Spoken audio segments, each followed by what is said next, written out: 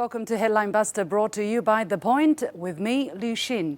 In the next 30 minutes, I will dissect China-related stories that are making headlines around the world and talk to my panel to bring you the missing pieces of the China puzzle. So join us in real time by sending us your comments or questions via the CGTN page on Twitter, Facebook, YouTube or Weibo.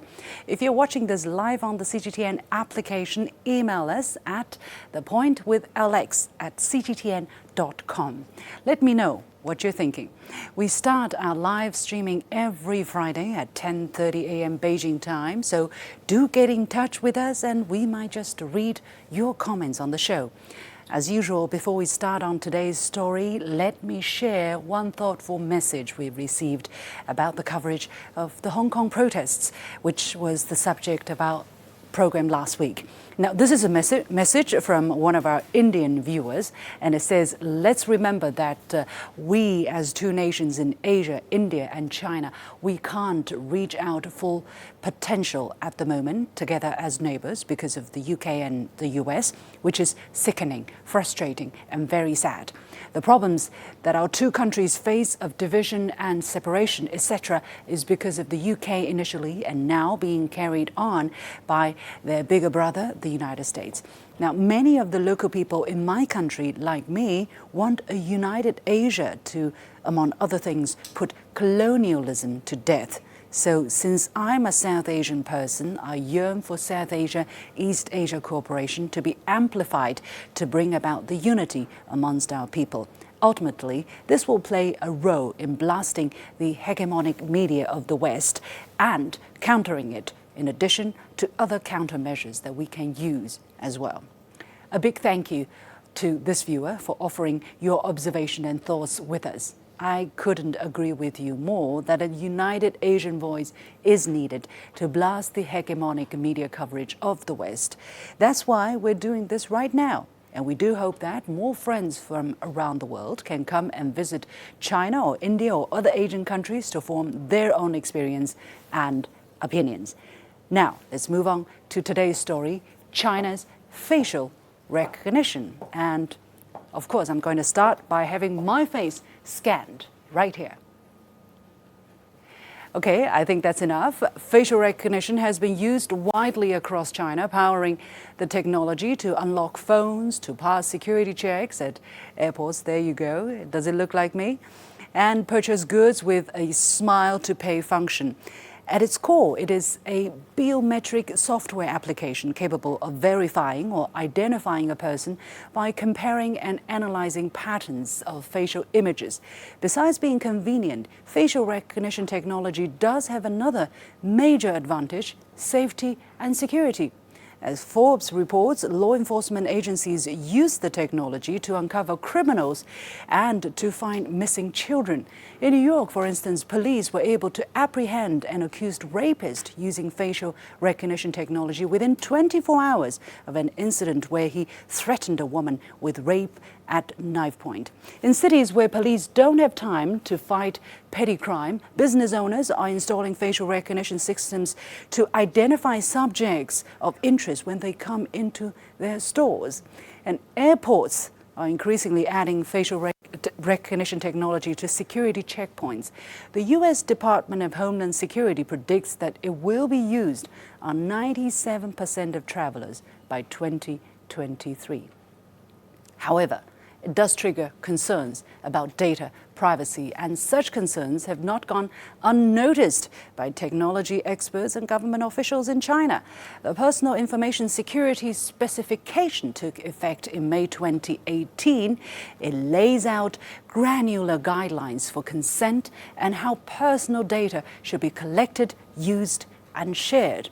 While the 2017 cybersecurity law is currently the most authoritative law protecting personal information, among other functions, the specification is the effective centerpiece of an emerging system around personal data. In June this year, a professional committee under China's Ministry of Science and Technology issued principles of next-generation artificial intelligence governance, pledging to develop responsible AI in China. Although a more complete and improved regulation system is is being shaped. The establishment of the national level working group to set the standard for facial recognition in China is a giant step in the right direction. But instead of discussing the pros and cons of this technology, some media seem to intentionally ignore China's efforts to regulate data collection. They open fire on the Chinese government with full ammunition, with false accusations, and cast aspersions on how China will use these technological developments. Let me start with this article from CNN Business with a headline: China is rolling out facial recognition for all new mobile phone numbers. It doesn't take long for the article to begin questioning the use of China's new facial recognition technology. The fourth line of the article reads, while the government says the implementation of biometric data effectively protects citizens' legitimate rights and interests in cyberspace and helps fight fraud, the move brings with it considerable privacy and security concerns in one of the most tightly controlled online environments in the world. The move brings with it considerable privacy and security concerns. According to who, you might ask? The journalist provides two unsatisfactory pieces of evidence to back up their statement. The first quote, four Chinese researchers specializing in AI to back up their spurious claim of security concerns. The article links to a paper authored by four Chinese academics from the Chinese Academy of Social Sciences. So far, so good. However, what the article fails to articulate is that the research paper actually details the many benefits of facial recognition and similar technologies and highlights the advantages for the public good. Also, the research paper does not argue against facial recognition per se, but rather the possible ramifications if the data is not fully secure and risks falling into the wrong hands. Secondly, the article quotes the US-based Electronic Frontier Foundation, a non-profit organization which focuses on, quote, civil liberties in a digital world. Why does the journalist once again assume that a US or Western value framework is applicable to China in the broadest sense? We have our own politics, our own ideological framework, and our own way of doing things.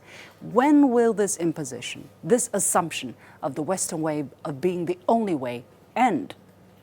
The article goes on to say China's largest policy also raises alarms because of how it could potentially be used by the country's vast surveillance state. Now, there are two problems here. First, who is this raising an alarm with? Those in the US? To which I would respectfully say you have no cause to be alarmed on behalf of the Chinese people. Secondly, I would question the term surveillance state. London is reported to have over 500,000 CCTV cameras to keep its citizens safe, with over 15,000 in operation on the tube alone.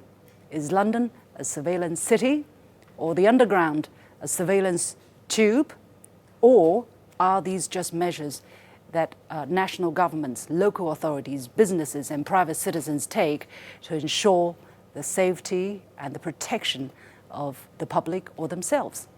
It was also reported this week that the US Department of Homeland Security wants to use facial recognition technology at airports to monitor people traveling to and leaving that country. This would also include US citizens. So quite some double standards here, wouldn't you agree?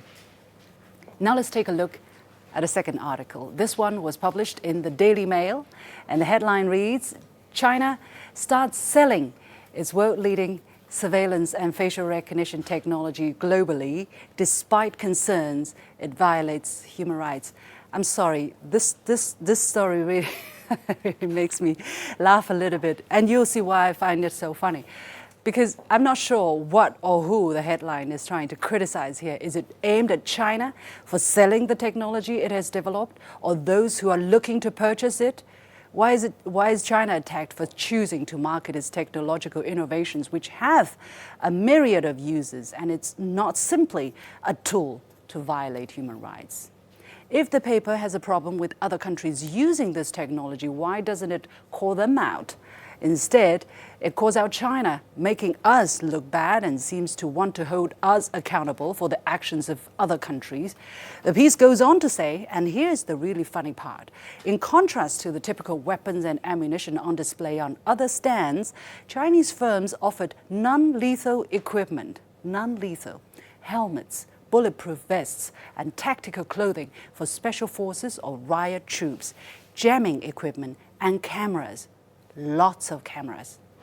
Now, this paragraph is about a recent Millipore security trade fair in France. The journalist here admits that China is selling non-lethal products, while others at the trade fair were selling and promoting deadly weapons. Yet, China is still painted as the boogeyman, the one everyone should be afraid of.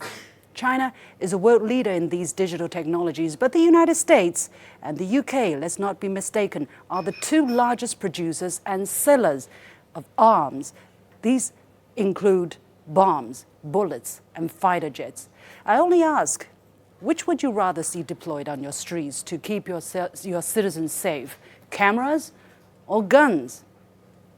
It seems that some people think that having a society plagued by lethal weapons is a preferable alternative to China. Every country has its own way of organizing society and controlling crime and unrest, and China chooses cameras over deadly machines. Is there something wrong with that?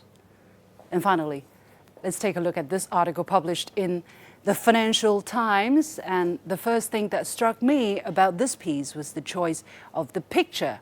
The journalist or editor has chosen a picture not of a Chinese person, but of an African. The piece goes on to suggest that China is trying to somehow impose questionable standards onto other countries.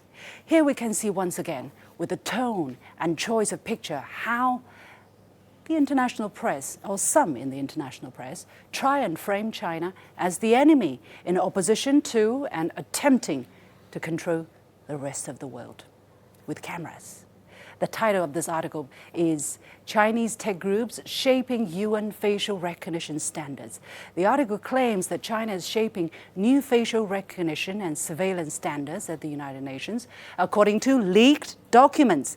However, no further details were given about these mysterious documents. Should journalists be able to make such accusations without offering evidence to verify their claims? Not in my humble opinion. The article goes on to explain that what Chinese companies are doing is, quote, proposing new international standards to the International Telecommunication Union. So what Chinese companies, not the government, are actually doing is making suggestions to the ITU, which they can then choose to adopt or dismiss. There is no imposition, no Chinese mandate which somehow automatically becomes the global rule of law. And as a leader in facial recognition technology, is China not well placed to make suggestions to this UN body?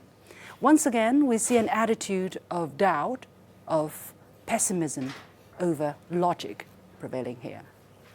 The article goes on to highlight how many of the 200 member states of the ITU go on to adopt these regulations, especially those in Africa, the Middle East, and Asia.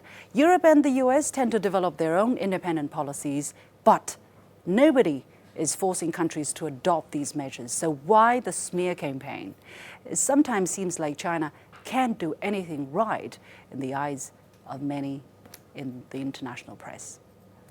That's all the articles for this week. Join me after the short break when I'll be taking a closer look at this week's stories and hear from my panel of guests. They will be coming from Stansbury, China, Beijing Normal University, and Tsinghua University. But do stick around. Some interesting stuff right after this short break. I want to see you after the break. Don't go away.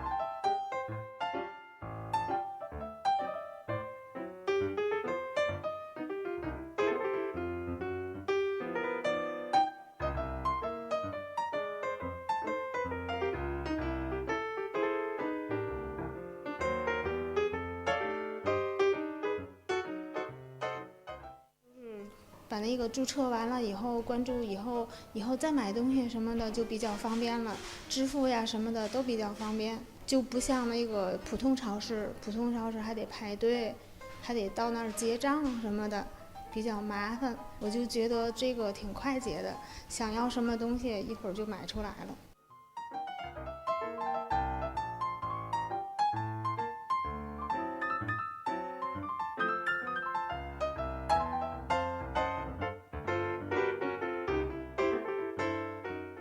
就是我不用带手机，我今天出门什么都不用带，我都可以完成购物。在以前就是我们最早现金支付到移动支付的这一阶段呢，这都是不可以做到的。只有在这个刷脸支付，这个新的技术诞生以后，我们才能完成了这步，不需要借助任何外部的东西就能完成支付。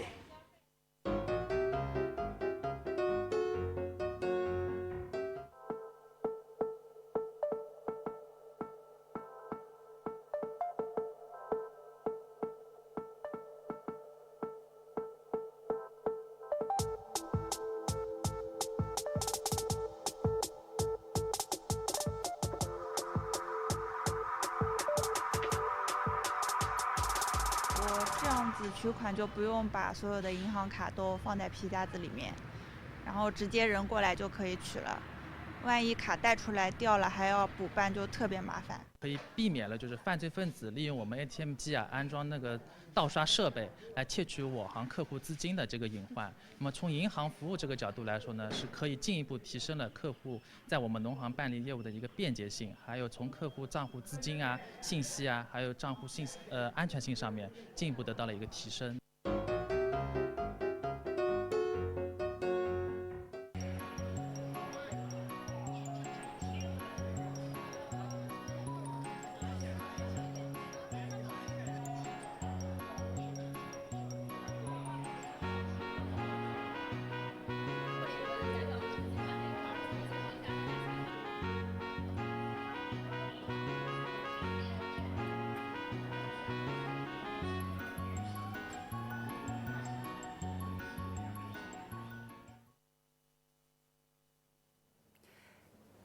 Welcome back to Headline Buster, brought to you by The Point with me, Liu Xin, and thanks for sticking around.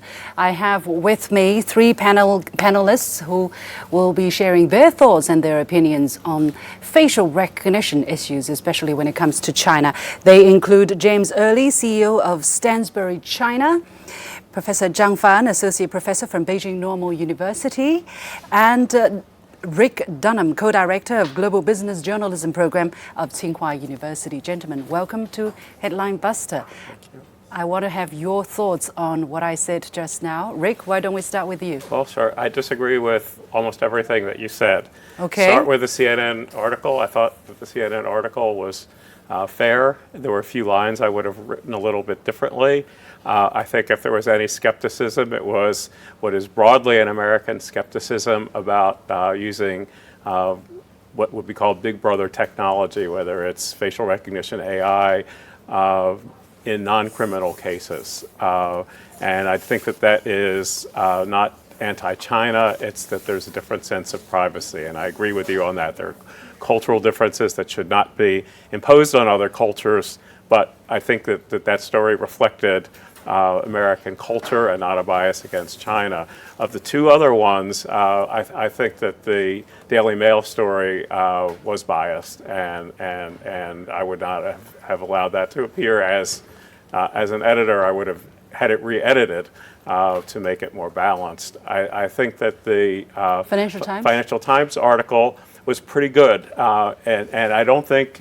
I think that it had a photograph of Africa because the story itself was basically about the reach of facial recognition technology in Africa and the sales of facial recognition technology. My quibble with that story was that there was a line in there that said that either the Chinese government or Chinese companies are testing in Africa facial recognition of dark-skinned people. And that was just an assertion. There was not any evidence to back it up. So I think that it's a very important debate to have, but I don't think we should assume that Western coverage with skepticism about facial recognition technology for privacy reasons means anti-China. There is anti-China coverage from time to time, but I think you have to separate them out. Okay. Any other opinion from our two other panelists?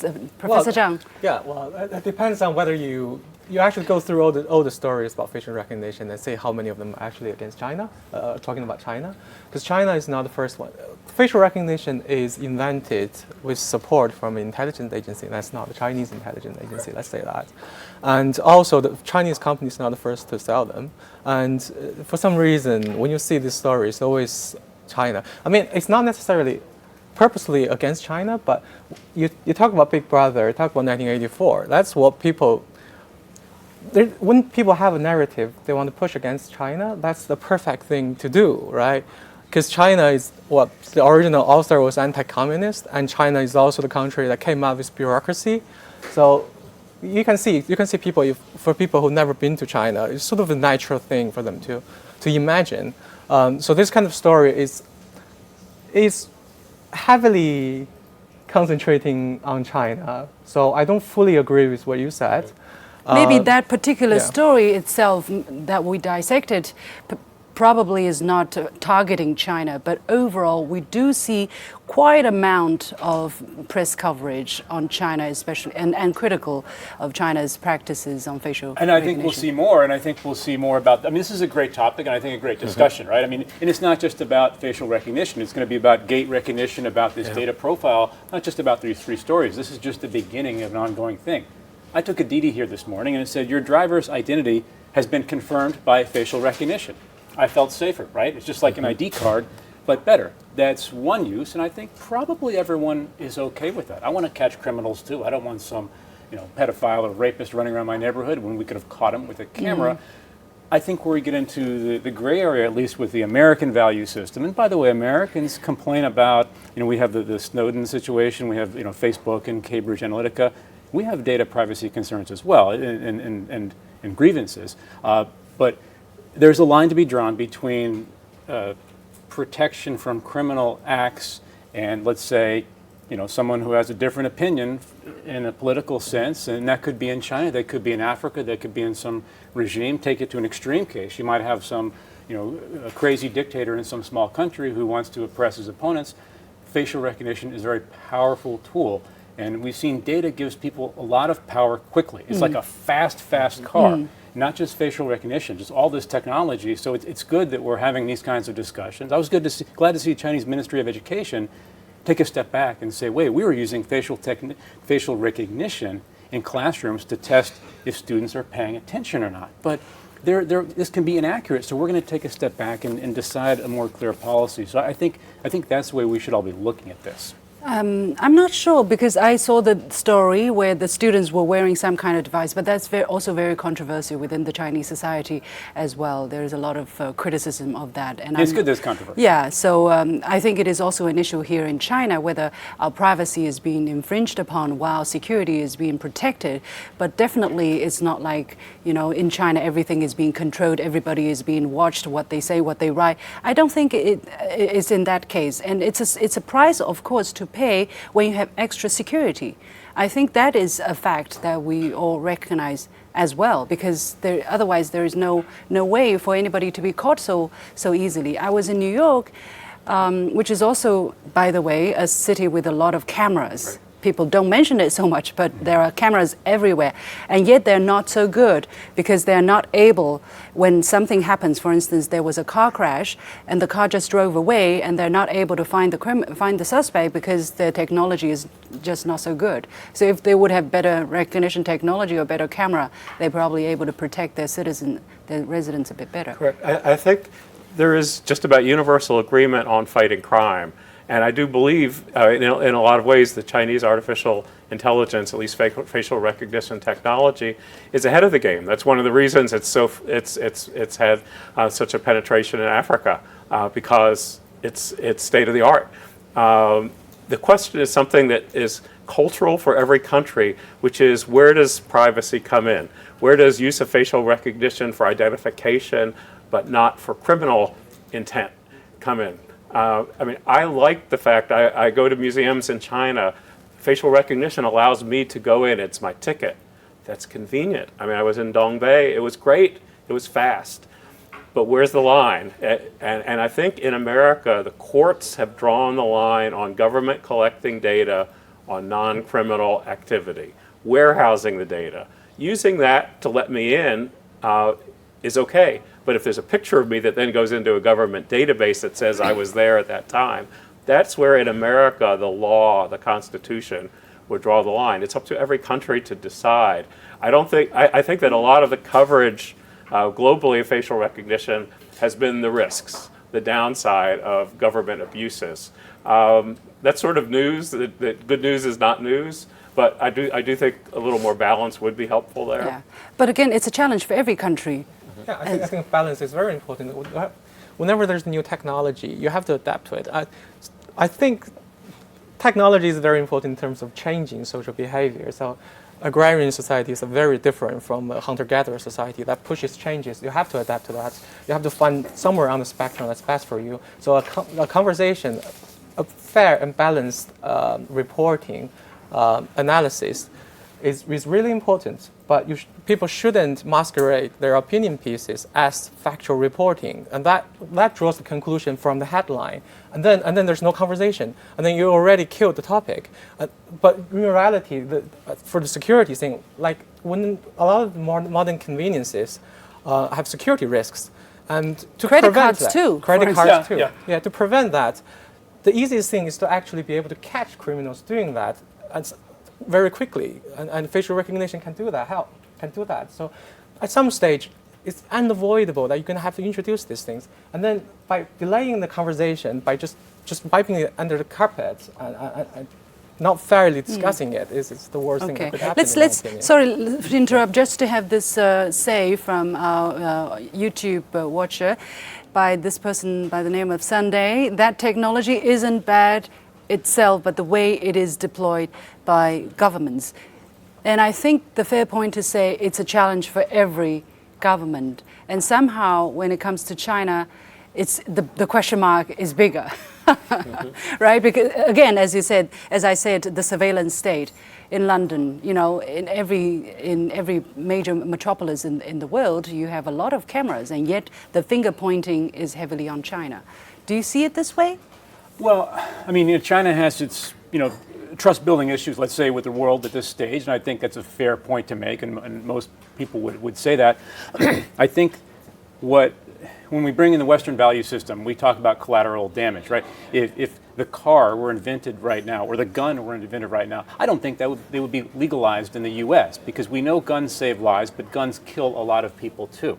We know facial recognition can catch criminals, but there's going to be blowback, right? I mean, some Amazon product could identify a white male 99% of the time, but an African-American female only 60% of the time, right? So I wouldn't want to be that African-American female who's misidentified. And then there's data breaches, right? So there's collateral damage with all this. I think the debate is, where is the Chinese government going to draw the line as far as how much collateral damage is it willing to accept? Because you're right, it's people want privacy, it's people want that protected, and it is looking at that. I think it's good that we're talking, and hopefully the government is going to make a clear and measured decision, and not just kind of a grab all.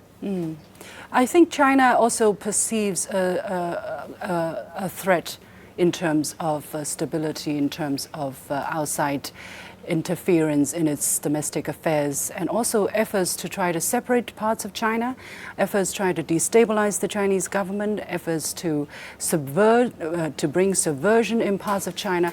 I think that is a different situation that many other countries, especially Western countries, don't face.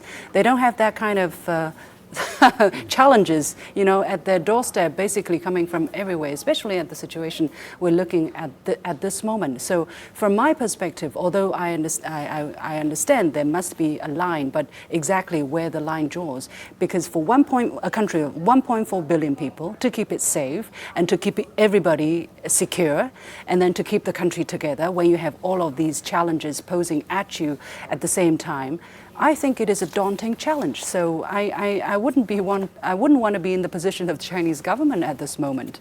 Rick, I see in a lot of the international coverage, China doesn't get the benefit of the doubt. No. You will have the risk side without an equal explanation. But I would say, in one word, the main reason, I don't think it is necessarily anti-China, but I think the situation in Xinjiang has really done that, because there's been so much Western coverage about the use of facial recognition and artificial intelligence to round people up, that I think that's the perception. Right, that's what's what I'm saying. Yeah, that reported. it has become the background by which every story on facial recognition in China is judged. Yeah, I'll come back to that, but this viewer by the name of Jessica Liu, anything good about China is always dismissed as bad.